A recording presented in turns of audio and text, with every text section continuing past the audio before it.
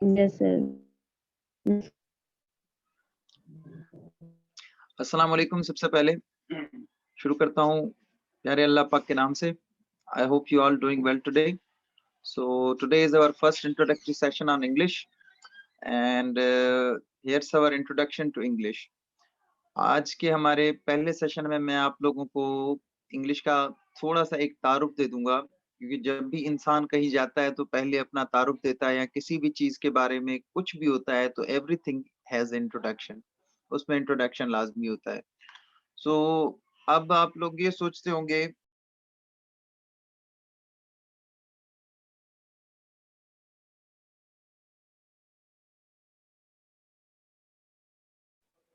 So English is originally the language of the people of England. सबसे पहले अब आपसे अगर कोई पूछे कभी भी, अगर जहन में आ जाता है कि आपसे अगर कोई तारुफ ले, तो उसमें आप लोग थोड़ा बहुत इतराते हैं कि इंग्लिश की डेफिनेशन क्या होगी। आप लोग यूजुअली कहते हैं इंग्लिश इज अ लैंग्वेज, और English is an international language, so you don't have that much ideas कि आप उसको किस तरह से कोप करें।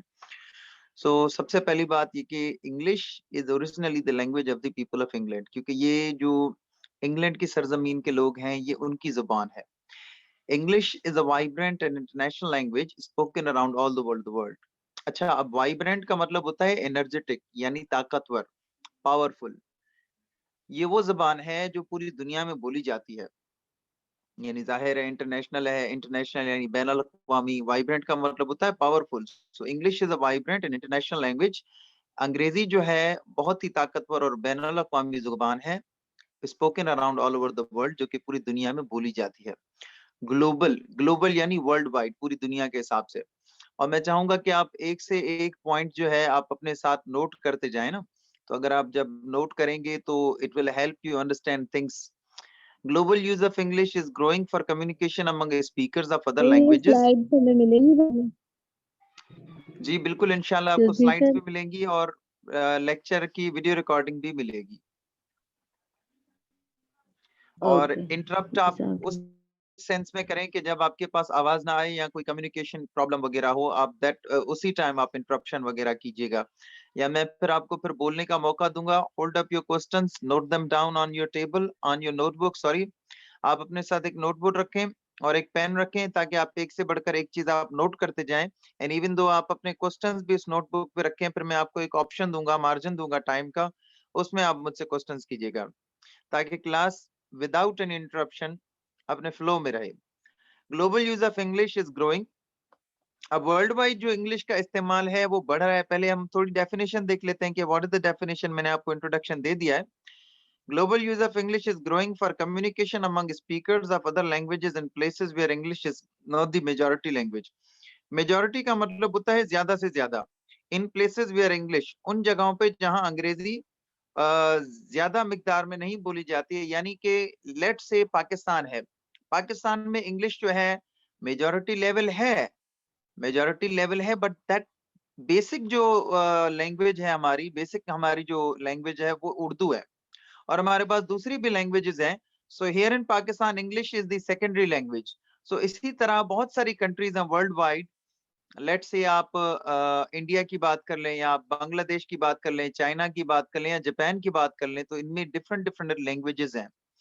तो इन जगहों पर इंग्लिश जो है लोगों में कम्युनिकेशन के तौर पर उसका जो इस्तेमाल है वो बढ़ रहा है। ग्लोबल यूज ऑफ इंग्लिश यानी पूरी दुनिया के हिसाब से अंग्रेजी का जो इस्तेमाल है इज ग्रोइंग, बढ़ रहा है, फॉर कम्युनिकेशन अमंग स्पीकर्स, उन बोलने वालों में, ऑफ अदर लैंग्वेजेस, जो कि दूसरी जबानें बोलते हैं। अब दूसरी जबानों के स्पीकर्स कौन कौन है? Let's say we are also the speakers of other languages. अगर आपसे मैं पूछूं are you the speaker of other language, तो जाहिर है आप लोग भी दूसरी जबान के बोलने वाले हैं। स्पीकर ऑफ अदर लैंग्वेज यानी दूसरी जबान के बोलने वाले। English is an energetic communication tool, वही वाली बात। अब वाइब्रेंट का मतलब भी एनर्जेटिक, पावरफुल है, और एनर्जेटिक तो आपके सामने ही है। तो अब अगर मैं यहाँ एनर्जेटिक की जगह मैं वाइब्रेंट भी लगा दूं, सो ये मैंने यहाँ पे सिनोनियम लगा दिया, सो इट विल ये थोड़ा बहुत डिफरेंट पजेस करता है। Here comes on our next slide. So why should you learn English? This is a good question. अब मैं आपसे सवाल करता हूं कि कभी आपने सोचा होगा कि आपको लैंग्वेज इंग्लिश सीखनी क्यों चाहिए? Please give us your opinion.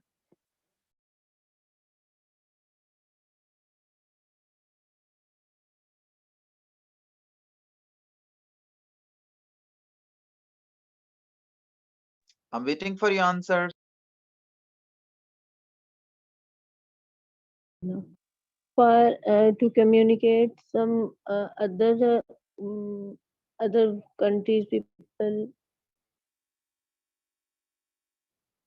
Ji and जी, बोले to बोले, इसके attempt अलावा।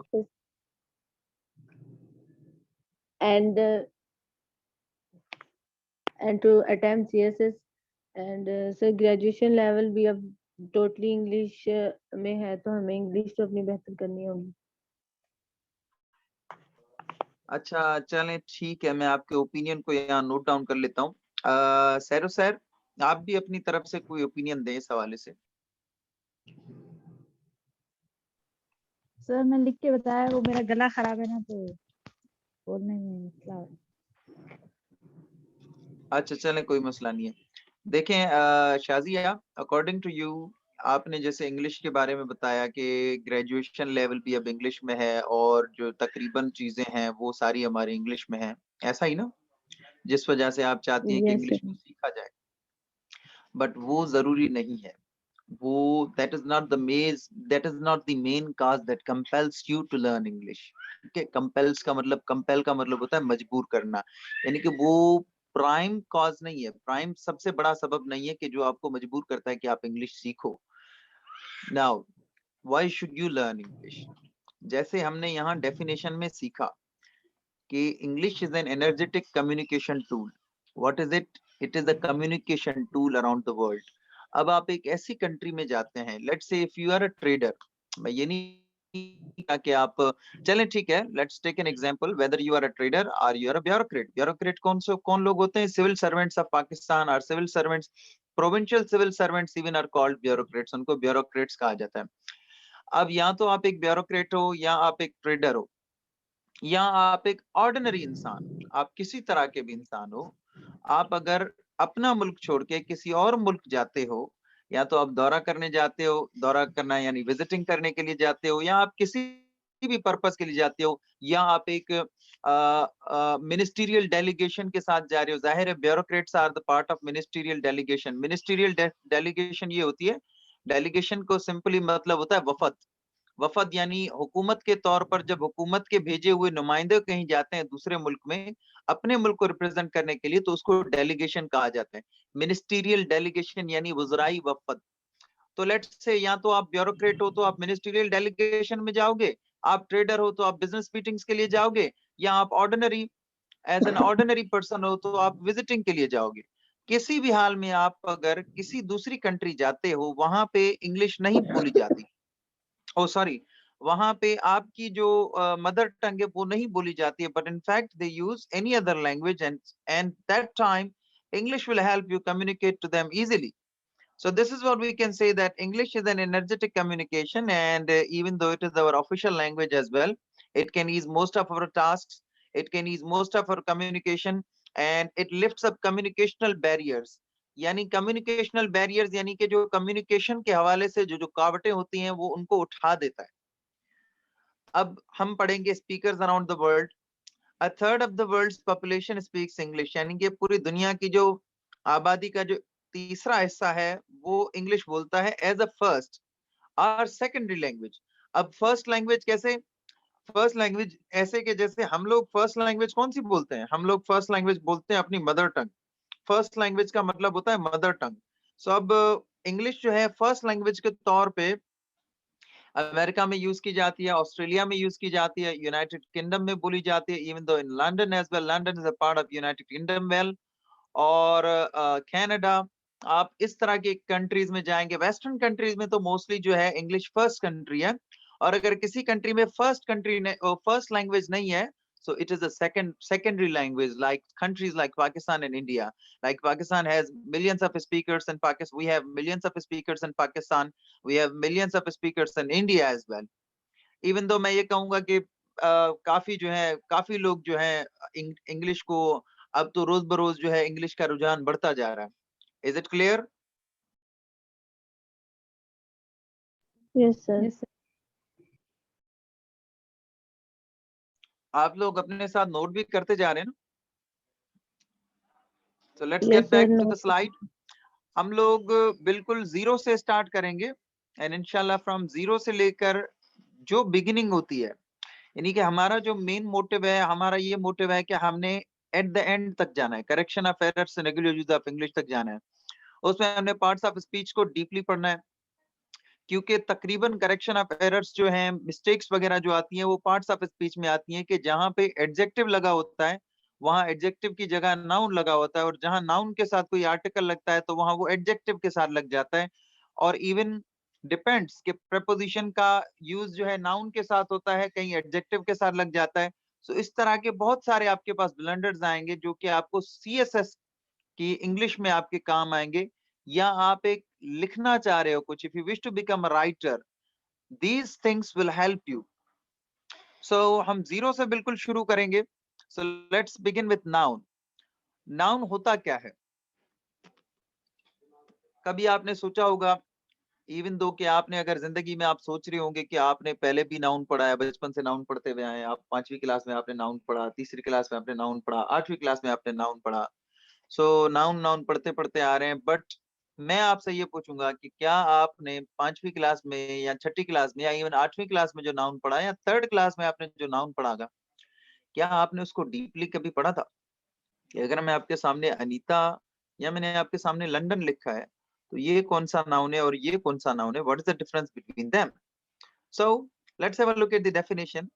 Name of any person, place, thing or an animal is called noun. किसी शख्स, जगह, चीज या जानवर के नाम को हम क्या कहते हैं? नाउन कहते हैं। यानी कि कोई भी चीज हो, anything around us and having a name, and this name is called noun. या हम एक और डेफिनेशन लिख लें, that is simply noun is a naming word. Noun नाम देने वाला अल्फाज होता है। Example, Anita, Anita is the name of a person. London, London is the name of a place. Market is also a name of a place. Cat, and then we have oranges. अब ये fruit है। सो इनके जो भी नाम हैं, हम नामों को देखते हैं, so they are nouns. Let's have a look at the kinds of nouns. Kinds of noun में हमारे पास आ जाता है common noun, and I want you to learn everything step by step, और एक से एक चीज आप नोट करते जाएं। ऐसा ना हो कि आप ये पिछली चीज भूल जाएं। सबसे प्राइम फीचर ये है कि आप एक से एक चीज नोट करते जाएं।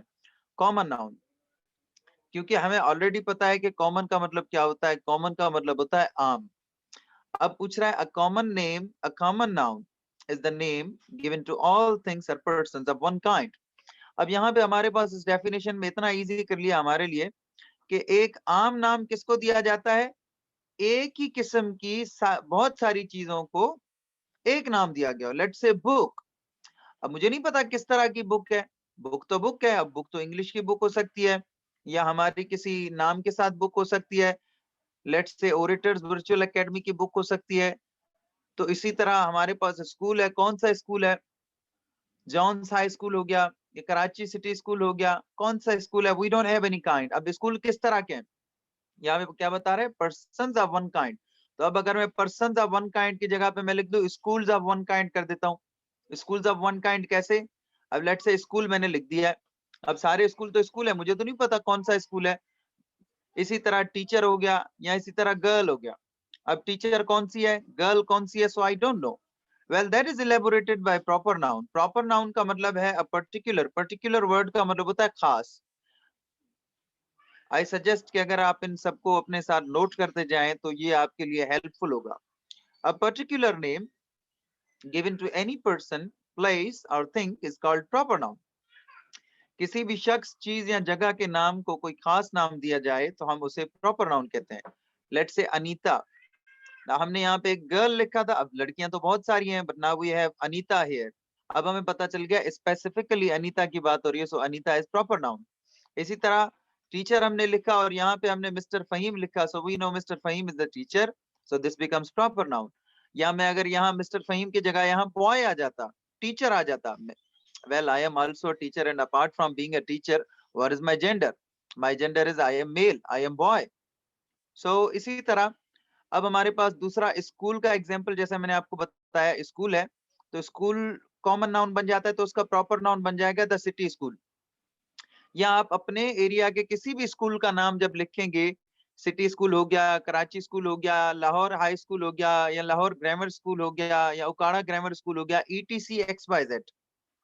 जब आप स्कूल की आइडेंटिटी दे रहे हो कि ये स्कूल है, तो वो प्रॉपर नाउन बन जाता है। और उसके बाद मैं फिर कोई सिटी बोल देता हूँ तो Karachi, Karachi is proper noun. और अगर कॉमन नाउन की बात कर लो, सिटी एक शहर है, शहर तो बहुत सारे हैं। मैंने क्या कहा, पर्सन्स ऑफ एनी काइंड हम कर देते हैं, सिटीज ऑफ वन काइंड, शहर ही एक तरह के हैं, जाहिर है। तो जब एक तरह की चीजें होती हैं जिनमें हमें कंफ्यूजिंग पॉइंट आ जाती है, तो वो कॉमन नाउन हो जाते हैं, बाकी हमारे प्रॉपर नाउन्स हो जाते हैं। Let's move to our next slide. So number third is material noun. Simply, it is the name of an ingredient, a substance, a material, or something we can see and touch used for making things. अब यहाँ पे आप समझ सकते हैं कि आसानी तौर पर यहाँ पे डेफिनेशन में आप लोगों के सामने मैंने समझा दिया है। आप मुझे समझाइए क्या होता है, थोड़ा सा मुझे बताइए।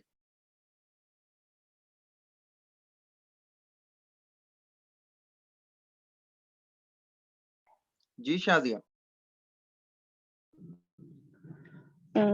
सर मटेरियल नाउन वो नाउन है जिसको हम टच कर सकते हैं या फील कर सकते हैं।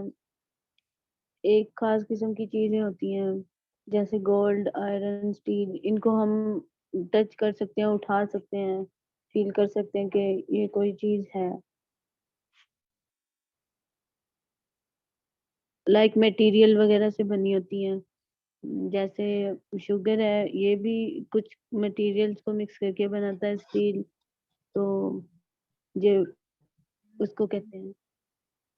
वेल वेल वेल वेल, बिल्कुल बिल्कुल सही कहा आपने। जैसे हमारे पास आगे डेफिनेशन में लिखा हुआ है, simply it is the name of an ingredient, किसी अज्जा का नाम। अब अज्जा क्या होता है, अज्जा से जो है कि कोई खास डिश तैयार की जाती है, तो इंग्रेडिएंट हम उसको कहते हैं। अ सब्सटेंस एक मादा, मटेरियल एक मैटर, यानी कि कोई भी ऐसी चीज जिसको हम देख सकते हो और हम छू सकते हो, जिससे दूसरी चीजें बनाई जाएं। या तो ये कोई चीज हो सकती है, आर्टिकल ऑफ फूड, जैसे हमने यहाँ इंग्रेडिएंट की बात कही कि वो किसी खाने का आइटम हो सकता है, और ड्रिंक, जिनमें से दूसरी चीजें बनाई जाए। अब खाने का आइटम कैसे, लेट से आटे की बात करते हैं हम, आटा, तो आटे से जो है हम लोग वो बना सकते हैं, रोटी बना लेते हैं। इसी तरह गोल्ड है, हम लोग गोल्ड से क्या क्या बनाते हैं, आयरन है, हम लोग आयरन, आयरन यानी लोहा, लोहे से हम लोग क्या क्या बना लेते हैं, लोहे से हम लोग जो है पंखा बना लिया, गाड़ियां बना ली। स्टील हो गया, शुगर हो गया, शुगर। इसी तरह वो चीजें जिनमें से दूसरी चीजें बनाई जा सकें और हम उनको देख सकें और महसूस टच कर सकें, महसूस नहीं टच कर सकें, तो वो मटेरियल नाउन्स है। ठीक है। And the fourth is collective noun. A collective noun is a name given to a group of things और पर्सन्स। किन्हीं भी चीजों के या शख्सों के ग्रुप्स हों। अब कलेक्टिव का मतलब क्या होता है, लेट से आपने एक वर्ड पढ़ा होगा कलेक्शन, कलेक्शन आपने वर्ड पढ़ा होगा, कलेक्शन यानी जमा, जमई, कलेक्ट यानी जमा करना, collection is the noun, collection यानी जमा। ठीक है, तो उसी से हमें पता चल रहा है कि ग्रुप की बात हो रही है, जमा यानी एक से ज्यादा की बात हो रही है। Collective noun is a name, एक वो नाम है जो किसी ग्रुप को दिया जाता है, शख्सों के ग्रुप को या चीजों के ग्रुप को। लेट से a herd of cattle, a herd of cattle या a flock of birds। अब फ्लोक का मतलब होता है अपना झुंड। अब हर्ड जो है, हर्ड का मतलब भी रेवड़ है, झुंड और रेवड़ एक ही बात है। हर्ड का मतलब होता है रेवड़ और फ्लोक का मतलब भी होता है रेवड़। ठीक है। सो कैटल का तो आपको मतलब ऑलरेडी पता होगा, am I right? Don't you know about the meaning of cattle?